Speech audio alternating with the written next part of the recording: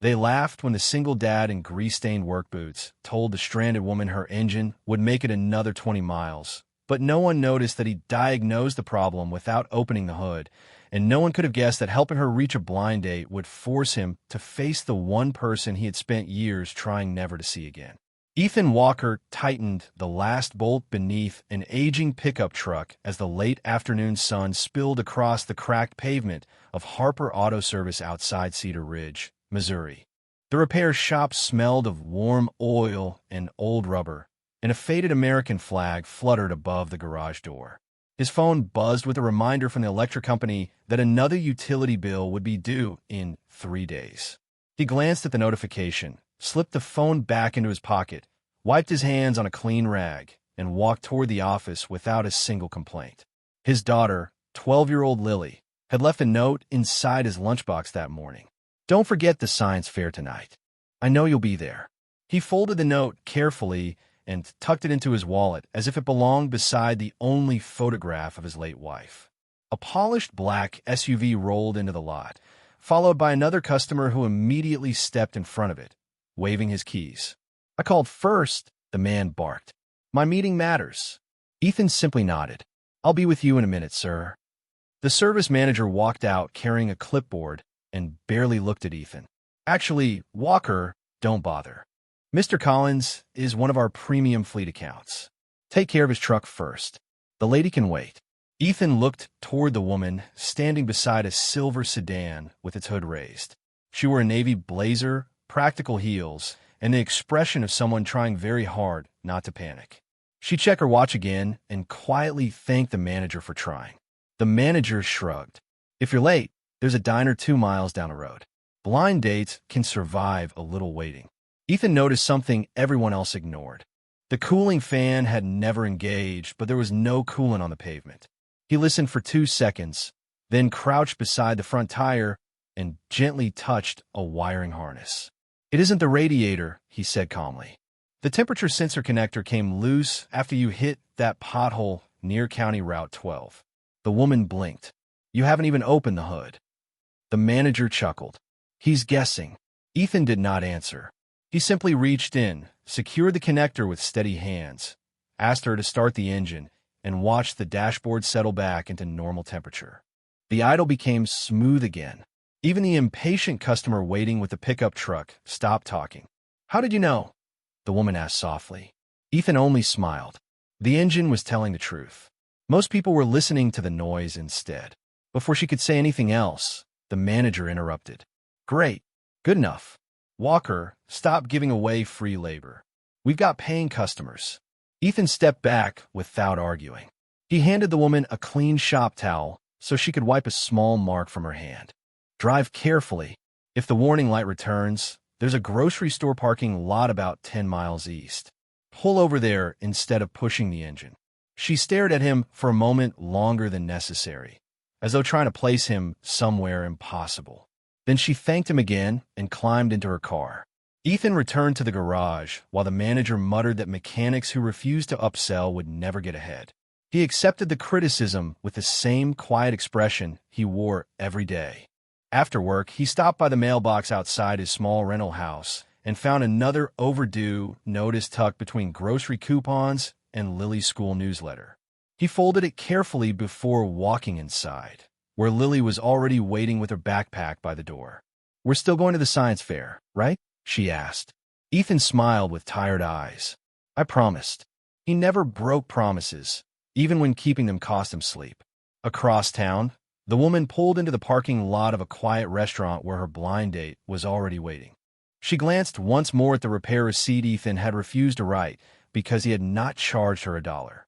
His name remained on her mind far longer than the engine trouble. She whispered it once to herself, and the color slowly drained from her face.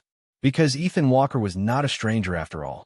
He was the last man she had ever expected or wanted to meet again. The applause inside Cedar Ridge Middle School Science Fair echoed through the hallway as Ethan Walker slipped quietly through the back doors, still wearing the same work boots dusted with brake powder from the garage. He arrived 5 minutes before the judging ended, exactly as he had promised. Lily spotted him from across the school hallway and smiled with unmistakable relief before returning her attention to the small wind-powered water filtration model they had built together from recycled parts collected behind the repair shop. One judge leaned closer to the display and asked how a sixth grader had designed such an efficient gear ratio. Lily looked toward her father. Ethan simply nodded once from the crowd, encouraging her to answer for herself. She explained every detail confidently, never mentioning that her father had spent 3 evenings teaching her mechanical principles with old bicycle gears spread across their kitchen table instead of buying a science kit they could not afford. When the ribbons were announced, Lily earned second place. She hugged Ethan anyway as though she had won the entire state. He congratulated every child standing nearby before folding the certificate carefully into her backpack. On the drive home in his aging pickup truck, they stopped at a neighborhood grocery store to buy milk, bread, and a discounted rotisserie chicken that would stretch into tomorrow's lunches. Ethan quietly put back the carton of orange juice after checking the remaining balance in his bank account. Lily pretended not to notice, asking instead whether they could make pancakes on Saturday. He smiled and said they would find a way. Later that evening, after Lily had fallen asleep with her science ribbon hanging from her bedpost, Ethan sat alone at the kitchen table sorting through another stack of envelopes. The overdue utility bill rested beside the mortgage statement he was still trying to negotiate after selling the family home 2 years earlier. Without hesitation, he paid the electric bill first. Keeping the lights on mattered more than replacing the worn clutch on his own pickup. Before going to bed, he walked outside to tighten a loose porch railing that an elderly neighbor had mentioned earlier that week. He finished the repair without knocking on her door or expecting thanks. Across town, Claire Bennett remained seated in the quiet corner booth of the Maple Street diner long after a blind date had politely excused himself. The evening had never become awkward because of conversation. It ended because she had barely heard a word he said. Her thoughts kept returning to the mechanic who refused payment and somehow recognized an electrical fault without opening the engine compartment. She finally opened the small notebook she always carried for work and wrote one name across an empty page. Ethan Walker. The letter seemed strangely familiar. On her drive home, she pulled into a church parking lot, turned off the engine, and searched through memories she had spent years refusing to revisit. The realization came slowly. 15 years earlier, when she was still studying engineering and chasing impossible ambitions, Ethan had been the quiet young man whose ideas solved problems that entire student teams could not explain. Yet somehow, somewhere along the way, she had accepted a version of the story that painted him as the one who had simply disappeared.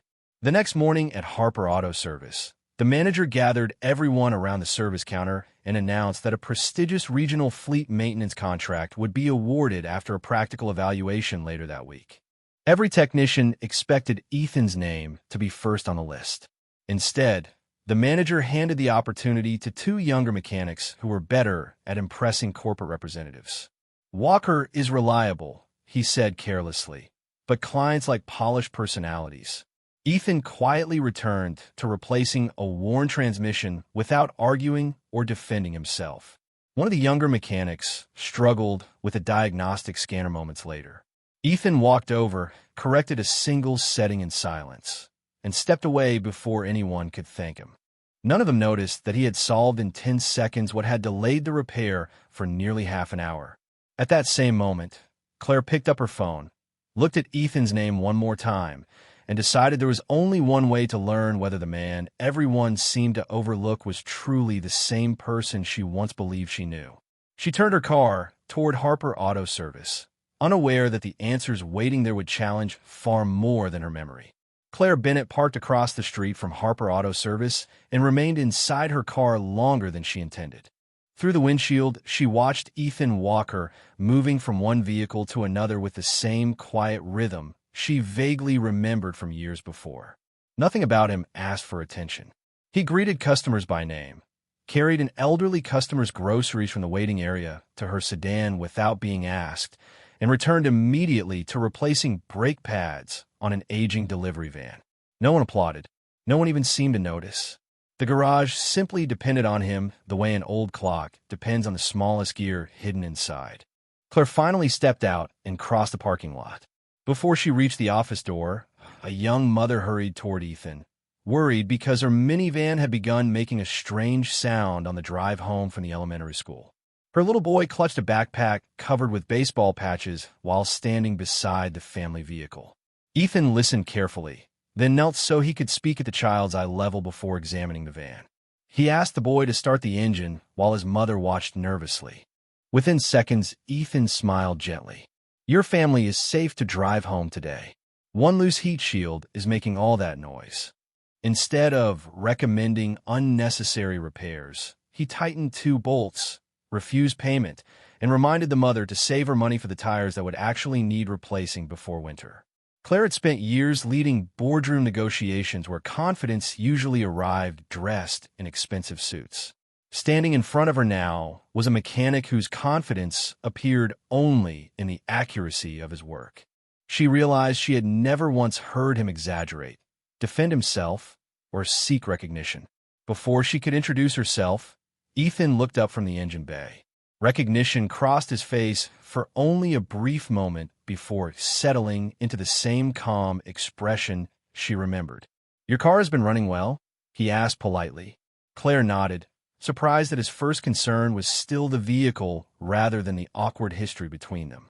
"It has," she answered quietly. "I actually came to thank you." Ethan wiped his hands on a clean towel. "You already did." There was no bitterness in his voice, only simple honesty. An uncomfortable silence settled between them until the service manager interrupted from inside the office. "Walker, stop chatting. Fleet inspection starts tomorrow. We need people who can impress the client." Ethan simply nodded and returned to work without defending himself. Claire noticed another mechanic struggling to diagnose a delivery truck connected to a digital scanner. The younger technician frowned at confusing readings while 2 others debated replacing expensive components. Ethan walked by carrying a toolbox, glanced once at the monitor, unplugged 1 damaged sensor wire, cleaned a corroded connector with a small brush from his pocket, and the entire diagnostic system immediately returned to normal. He handed the scanner back without saying a word and continued walking toward another repair bay. The younger mechanic stared after him in disbelief before quietly telling another employee he saw that from 10 feet away. Claire heard every word. It was not luck.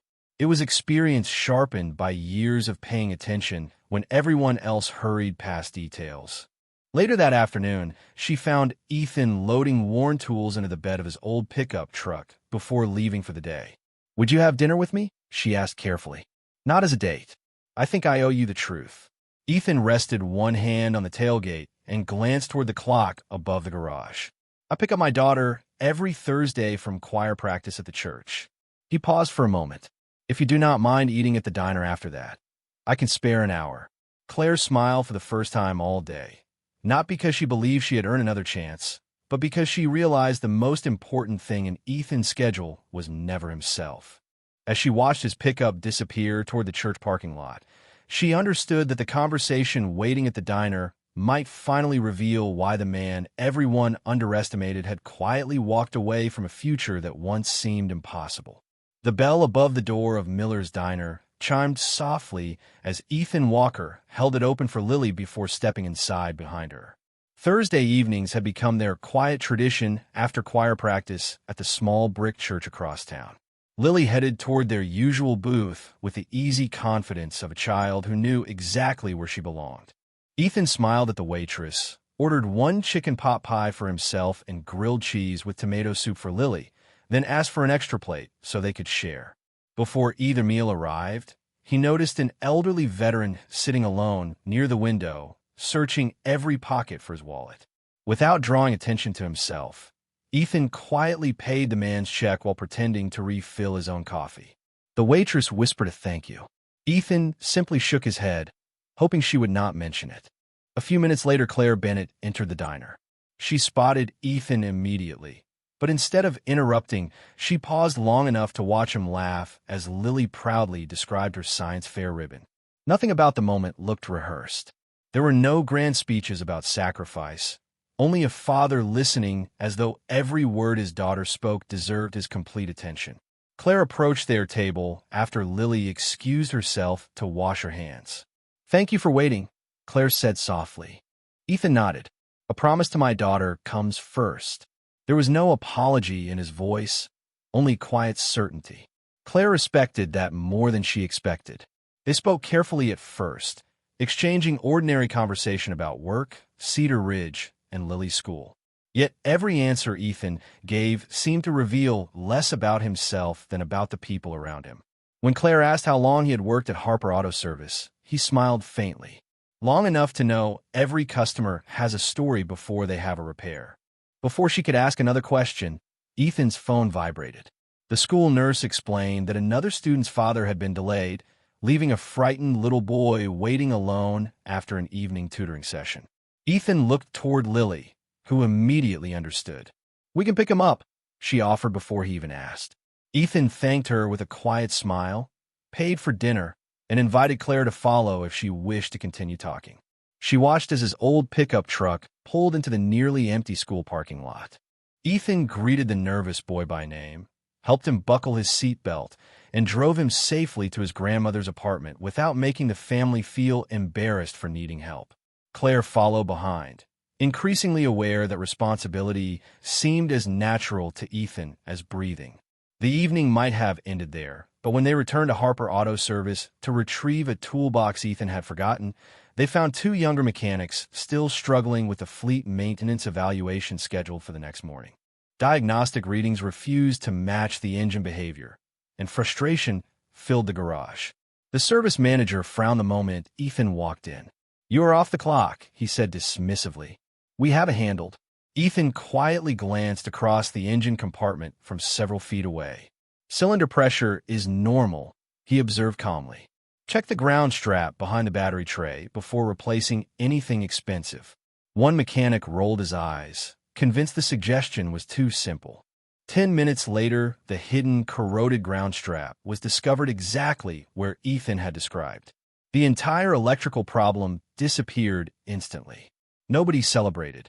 Instead, the manager muttered that Ethan had simply gotten lucky and immediately turned his attention back to the mechanics chosen for tomorrow's corporate evaluation. Claire stood silently beside the doorway, unable to reconcile what she had just witnessed with the version of Ethan she had carried in her memory for 15 years. Lucky mechanics did not solve invisible problems over and over again.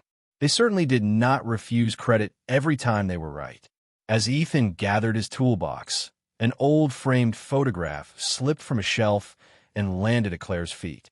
She picked it up instinctively. In the picture, a much younger Ethan stood beside a nationally recognized engineering competition trophy, wearing the same quiet smile he wore today. Before she could ask how a man with that history had ended up overlooked in a neighborhood repair shop, Ethan gently took the frame from her hands.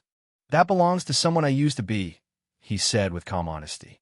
Claire looked into his eyes and realized the answer she had been searching for was far more complicated than either of them had been willing to admit. And whatever had happened all those years ago was finally beginning to rise back to the surface. Claire stood silently beside the workbench long after Ethan had placed the old photograph back into its frame. The garage had grown quiet, leaving only the distant hum of fluorescent lights and the occasional ticking sound from a cooling engine. She looked once more at the engineering trophy engraved with a national collegiate championship she remembered watching on television years ago.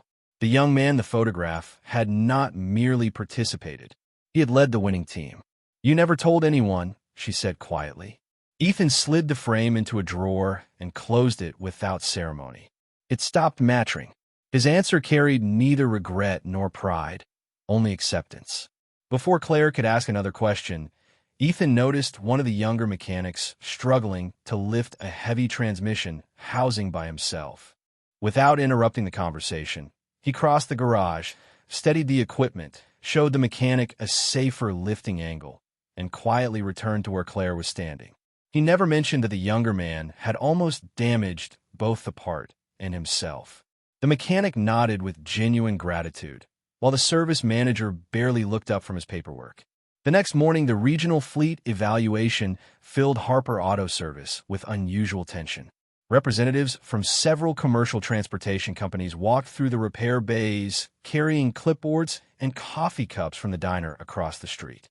Ethan arrived early as always, parked his aging pickup truck beside the fence, and swept the shop floor before anyone else reported for work.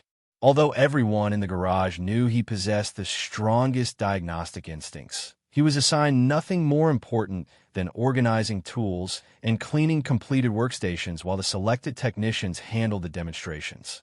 Claire arrived shortly afterward, not as a customer, but as the chief executive officer of Bennett Mobility Group, the company quietly considering the largest maintenance partnership in the region.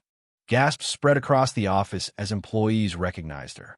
The service manager rushed forward with exaggerated confidence, proudly introducing the mechanics he believed represented the company's brightest talent. Ethan remained in the background, replacing worn sockets inside an old toolbox. Claire noticed immediately. She also noticed that every difficult technical question eventually drifted toward Ethan, even though no one officially asked him to participate. During the inspection, one demonstration vehicle suddenly displayed conflicting electrical readings that none of the presenters could explain. Expensive replacement parts were suggested. Several representatives began exchanging doubtful glances. Ethan continued organizing equipment until one frightened apprentice accidentally dropped a service manual beside him. He picked it up, studied the dashboard through the open driver's door from several yards away, and quietly walked toward the vehicle only after the apprentice asked for help. "May I?" he said politely. The service manager hesitated, clearly embarrassed to involve the shop mechanic he usually overlooked, but the corporate representatives nodded. Ethan connected no scanner and removed no major components. He simply asked for a flashlight, traced one wiring route beneath the steering column, and pointed toward a tiny section of insulation worn thin where it rubbed against a hidden bracket during left turns. "The signal is grounding only under vibration," he explained calmly. "Replacing sensors will not solve it." The repair took less than 5 minutes. Every warning light disappeared. One representative looked genuinely astonished. "How many times have you seen this exact failure?" Ethan smiled faintly. "Never. Electrical systems follow patterns if someone takes the time to listen." Claire felt the room shift around her. 15 years earlier, Ethan had spoken almost those exact words while explaining a complex engineering prototype that had won a national innovation competition. Suddenly, the memories she had buried came flooding back. Ethan had never abandoned engineering because he lacked talent. He had walked away after refusing to take credit for another student's mistake that threatened the entire project, accepting the blame himself to protect someone else's future. Claire remembered the disciplinary hearing, the rumors, and the convenient story everyone, including her, had believed without asking Ethan for the truth. She looked at him now, standing in oil-stained work clothes while others accepted praise built on his quiet guidance, and understood that the most remarkable thing about him had never been his intelligence. It was the consistency of his character. As the inspection concluded, one executive quietly approached Claire and asked, "Why is the best engineer in this building working as a mechanic instead of leading the entire operation?" Claire had no answer. But before she could speak with Ethan again, the service manager announced that only the officially selected technicians would attend the final contract presentation the following morning, leaving Ethan's name absent once again from the list. Claire watched Ethan accept the decision without protest. Yet for the first time, she no longer saw quiet acceptance.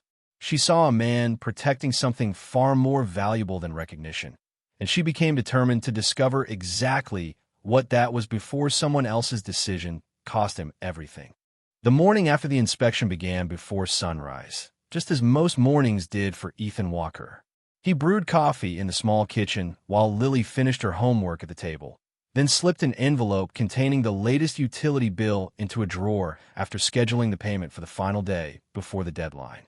He packed Lily's lunch, checked the weather, and drove her to school in his aging pickup truck, reminding her to smile before her vocabulary presentation instead of worrying about being perfect. Only after watching her disappear into the school hallway did he head toward Harper Auto Service. The shop buzzed with unusual excitement because the final contract presentation would begin before noon. Mechanics polished equipment, the service manager rehearsed talking points, and the two selected technicians reviewed notes they barely understood. Ethan quietly unlocked storage cabinets, calibrated torque wrenches, and arranged specialty tools so everyone else could find what they needed without asking. Claire arrived early with members of her executive team from Bennett Mobility Group. Although she officially represented the client, she spent more time observing Ethan than listening to prepared speeches. Every few minutes, someone unknowingly sought his advice. A technician asked about a diesel vibration. A parts supplier questioned an inventory discrepancy. Even the receptionist needed help locating maintenance records. Ethan answered each question calmly before returning to work without expecting acknowledgement. Claire began recognizing a pattern that everyone else seemed to accept without noticing. The shop functioned because Ethan quietly carried responsibilities that never appeared on his job description. Halfway through the presentation, an unexpected problem disrupted everything. One of Bennett Mobility's fleet supervisors reported the newly serviced commercial delivery truck outside the building would not complete its electronic safety verification, threatening to delay the entire evaluation. The selected technicians immediately connected diagnostic equipment and debated software updates, while several executives exchanged worried glances. Ethan remained in the background, organizing inventory, until one apprentice hurried over. "Mr. Walker," he whispered nervously, "could you please look at it?" Ethan hesitated only long enough to make sure no one else had been assigned the task. Then he walked outside into the employee parking lot where the truck idled beside Claire's company vehicles. He listened quietly for several seconds, rested one hand lightly against the dashboard, then asked the driver to activate the hazard lights and steering wheel control simultaneously. He smiled almost immediately. "Nothing is wrong with the truck," he said. "Someone installed the replacement control module correctly, but skipped the final calibration sequence. The system thinks two different vehicles exist at the same time." He completed the synchronization in less than 3 minutes using equipment already available in the truck. Every warning light disappeared. The fleet supervisor looked astonished. "Our regional technical center spent 2 hours on this exact issue last month." Ethan simply handed back the tablet. Sometimes computers only need someone willing to read what they are actually saying. Claire noticed that none of the mechanics appeared surprised by Ethan's success. Instead, they exchanged knowing looks that suggested this happened far more often than anyone outside the shop realized. One of the apprentices quietly admitted, "He fixes problems we cannot even describe." Yet the service manager stepped forward immediately afterward, accepting congratulations from the visiting executives as though the solution had resulted from his team's preparation rather than Ethan's insight. Ethan did not interrupt. Instead, he excused himself because he had promised Lily he would meet her after school to help set up table for the church food pantry before the weekend donation drive. Claire watched his pickup truck leave the parking lot while everyone else celebrated a presentation that Ethan had quietly rescued. That evening, she stopped by the church parking lot on her way home and found Ethan stacking canned goods beside Lily and several elderly volunteers. He carried heavy boxes, repaired a broken folding table with a screwdriver from his truck, and patiently helped a young volunteer learn how to organize supplies without making the teenager feel embarrassed. Claire finally understood that Ethan's competence never existed apart from his character. Every skill he possessed naturally became an act of service rather than self-promotion. As she prepared to leave, one of Bennett Mobility's senior directors called with unexpected news. The corporate board had requested a final private review before approving the maintenance contract because someone had raised serious questions about Harper Auto Services leadership. Claire looked across the church parking lot toward Ethan, unaware that the coming decision would place him at the center of a conflict he had never tried to create, and perhaps force the truth about his value into the open sooner than either of them expected. The following morning, Harper Auto Service felt strangely quieter despite the previous day's success. The technicians spoke in lower voices, and even the service manager seemed distracted by the message that Bennett Mobility's board had postponed its final decision. Ethan Walker arrived before sunrise as always, parked his aging pickup truck in the same corner of the lot, unlocked the shop, and began checking every service bay before anyone else arrived. He noticed a hydraulic lift making an unfamiliar sound and quietly tagged it for maintenance before another mechanic could unknowingly use it. No one saw him prevent the problem. By the time the others clocked in, the lift had already been repaired. To Ethan, preventing trouble had always mattered more than receiving credit for solving it afterward.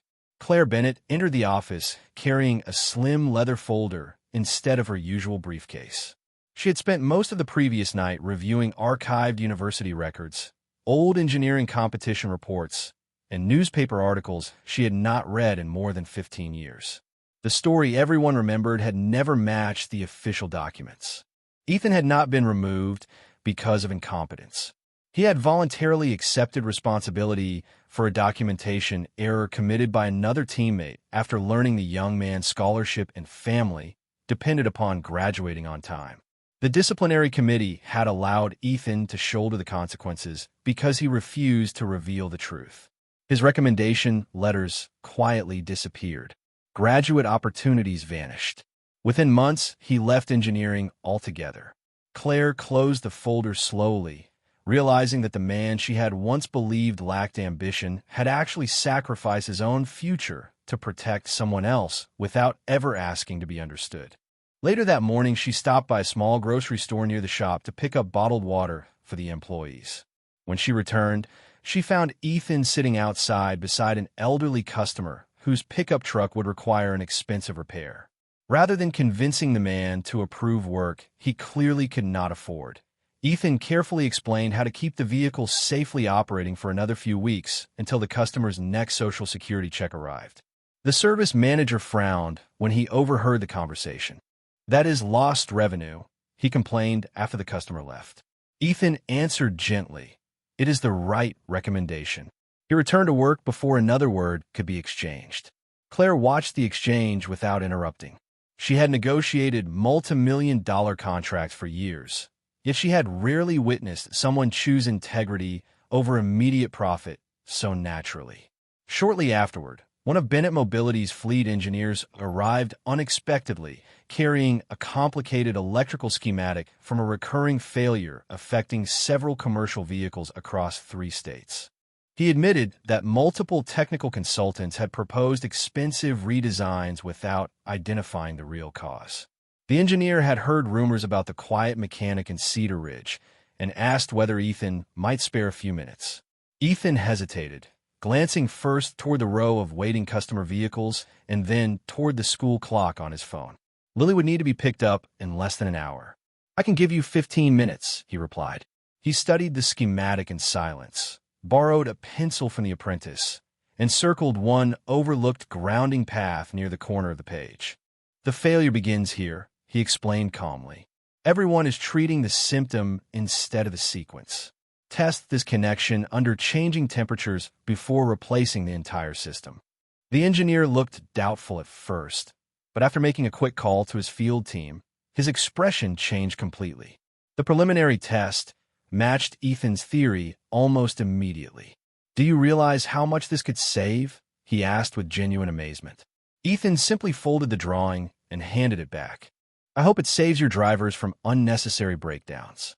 He checked the time, washed the grease from his hands, and left exactly when he promised Lily he would. Claire watched him drive away toward the school hallway, where parents were already gathering, and she finally understood that every extraordinary ability Ethan possessed was governed by ordinary promises he refused to break. Word of the engineer's reaction spread quietly through the garage before the afternoon ended. Mechanics who had once dismissed Ethan now exchanged uncertain glances whenever he passed, while the apprentices listened more carefully whenever he offered advice. Yet not everyone welcomed the growing respect. Inside his office, the service manager stared at the postponed contract paperwork and slowly realized that if Bennett Mobility continued asking questions about Ethan Walker, the spotlight might soon expose far more than exceptional talent. Before closing time, a confidential email arrived requesting that Ethan attend the final board review the next morning. The message never reached him. It stopped inside the manager's inbox instead, and the decision made over the next few minutes would place everything Ethan had quietly built in jeopardy. The next morning began with the kind of quiet optimism Ethan Walker had learned never to trust completely. He packed Lily's lunch before sunrise, tucked a handwritten note wishing her luck on her history quiz beside her sandwich, and drove her to school in his aging pickup truck. She smiled as she stepped onto the sidewalk outside the school hallway, reminding him that she would be waiting after class because they had promised to visit the hospital waiting room together that evening to deliver homemade thank you cards her church youth group had made for nurses. Ethan promised he would not be late. It was a promise he intended to keep no matter what happened at work. When he arrived at Harper Auto Service, the atmosphere felt unusually tense. The service manager gathered everyone together and announced that Bennett Mobility had delayed its final decision because the company wanted stronger leadership and clearer accountability. Then, without looking directly at Ethan, he announced another change. Effective immediately, Ethan would spend the day handling routine cleaning, organizing storage, and basic maintenance, while the selected technicians represented the shop during any remaining corporate discussions. Several apprentices exchanged confused looks. They had watched Ethan quietly solve nearly every difficult problem during the past week, yet no one spoke. Ethan simply nodded once and picked up a broom. Claire arrived only minutes later, expecting to find Ethan participating in the final review. Instead, she saw him sweeping the service bays while others prepared presentation materials built around solutions that had largely come from his observations. She immediately asked where he was supposed to be. The manager smiled politely and replied, "He is dependable, but this meeting requires people with executive presence." Ethan heard every word. He continued working without interruption, then quietly stopped to help one apprentice correctly secure a vehicle before returning to cleaning the floor. Claire felt frustration rising, yet Ethan himself showed none. His calm made the injustice somehow even harder to witness. Near lunchtime, Lily's school called the shop.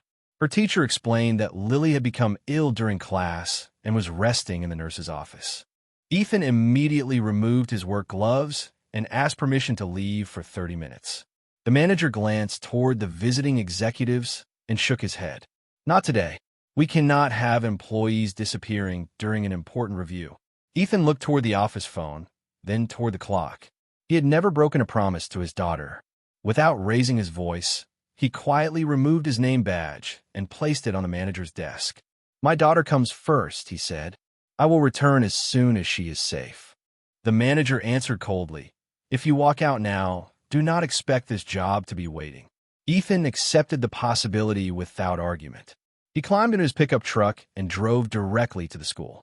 Lily tried to apologize for causing trouble, but Ethan simply smiled, signed her release paperwork, and took her to the family clinic where the doctor confirmed she was only suffering from exhaustion and a mild virus.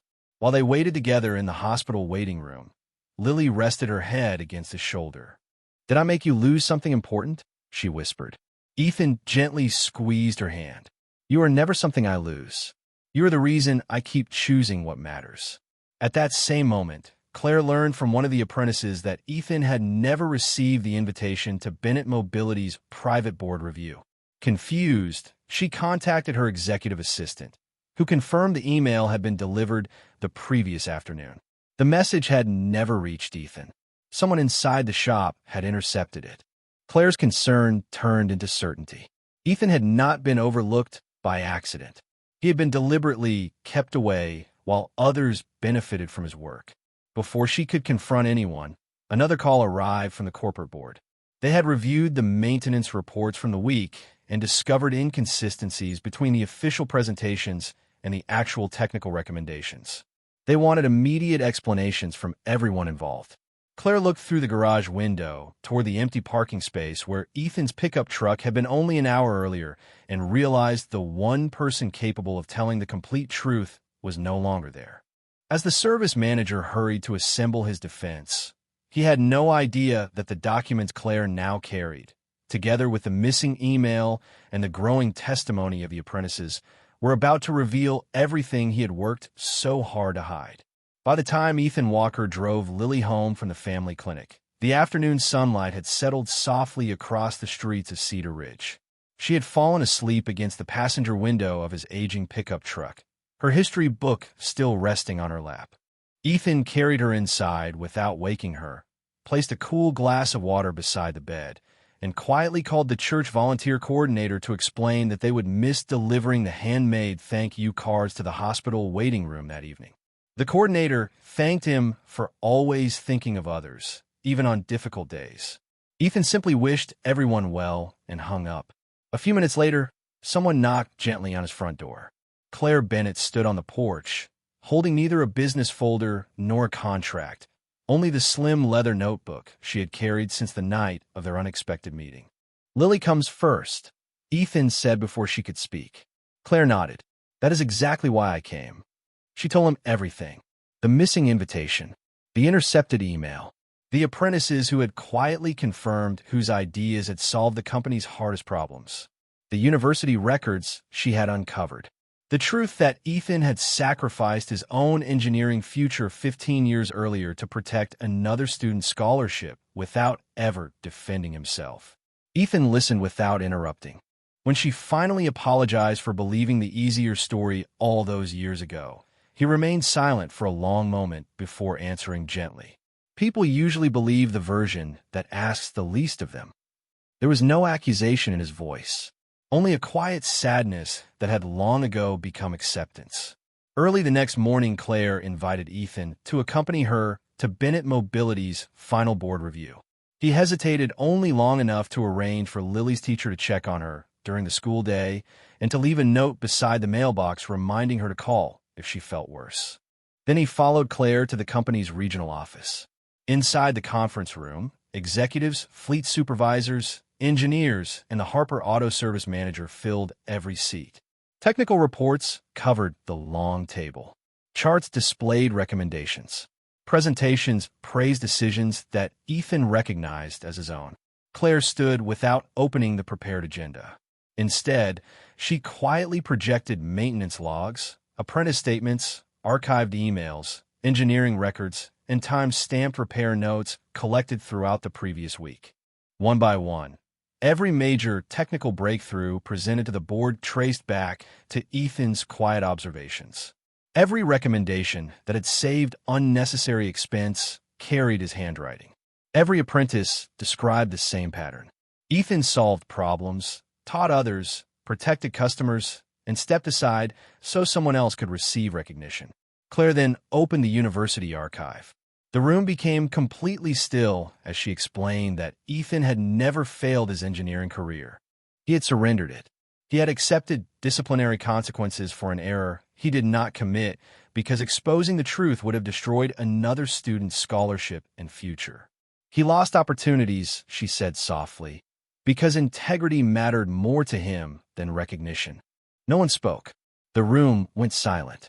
Even a Harper Auto Service manager lowered his eyes. One of Bennett Mobility's senior engineers finally broke the silence. "All week we have been trying to identify the strongest technical leader in this partnership." He looked directly at Ethan. "We have been looking at him the entire time." Another executive slowly closed his notebook. "The remarkable thing is not how much he knows. It is how many chances he had to claim credit and chose not to." Ethan stood exactly as he always had, calm, humble, and uncomfortable with attention. "I was only doing my job," he answered. Claire smiled gently. "No, Ethan, you were doing everyone else's job too." Bennett Mobility announced that the maintenance contract would move forward only under new leadership and with a training program built around Ethan's diagnostic methods and ethical service standards. More importantly, they offered him the opportunity to lead technical education across the regional network. Ethan thanked them sincerely, then asked one question before accepting anything. "Will I still be home in time to pick up my daughter after school?" The executives exchanged surprised smiles before the chairman answered. "That requirement will be written into your schedule." Ethan accepted, not because of the title, not because of his salary, because it allowed him to remain the father Lily needed. That afternoon, he parked outside the school in the same weathered pickup truck he had driven throughout the week. Lily climbed inside, carrying a spelling test marked with a bright red 100%. "Did everything go okay?" she asked. Ethan looked at her and smiled with quiet relief. "Better than I expected."